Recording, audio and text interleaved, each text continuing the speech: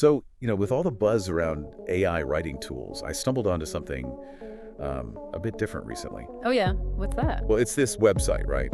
Advertising a tool. But it doesn't generate the AI text itself. Okay. It claims to, humanize text that's already been generated by AI. The whole point is apparently to make it sneak past AI detectors. Ah, okay. That's a definite twist. So the source is basically the promo site for this tool. Exactly. And our mission here, I guess, is to figure out what it's really claiming to do and, well, who it's actually for. Precisely. Let's dig into it. So the core function they're pushing is taking AI-generated text and making it sound, human written. Right. Indistinguishable. And a huge selling point, maybe the selling point, is that it's supposedly undetectable by standard AI detection software.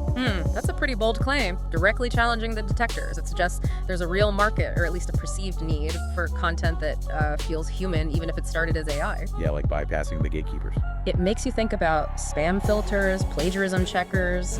This is kind of the next level of that cat and mouse game, isn't it? It really seems like it, and they list out the features quite clearly on the site. Number 1, undetectability. They really hammer that home. Which is, again, a very strong claim. Definitely. Then they mention things like different export formats, for blogs, articles, whatever. Makes sense. Standard stuff. But what really jumped out at me was this advanced rewriting capabilities part. They specifically say it works for essays, articles, even emails. Ah, so tailoring the humanization to the format. Yeah. That's interesting. So it's not just a generic tweak, but context-aware rewriting. Seems like it. Yeah. Try to be an all-in-one solution for making AI output sound natural for different purposes. Mechanically, you'd have to assume it's using its own sophisticated language models, right? Probably trained specifically to obscure the typical patterns AI detectors flag. Yeah, it must be.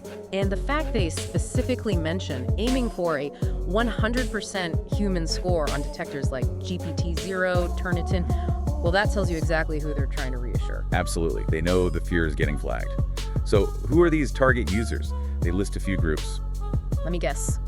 Content creators. Yep, content writers are on there. Okay. Maybe looking to speed up workflow, perhaps. That seems plausible. Okay, who else? Then they mention students. Ah, okay. That raises some flags, doesn't it? Students and bypassing detection. Right, and researchers are mentioned too, along with business professionals needing certain communication styles. It's quite a mix. It is, and you have to wonder about the primary use case they envision.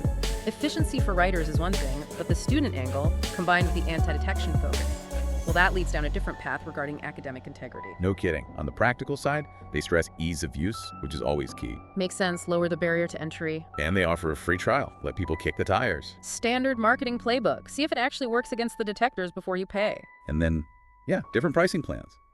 Based on word counts, features, the usual tiered model. Which suggests they expect varying levels of need. Some might use it occasionally, others might rely on it pretty heavily. So stepping back, if you have tools that can make AI writing seem perfectly human and bypass detection, what does that actually mean for, everything online, how we trust information?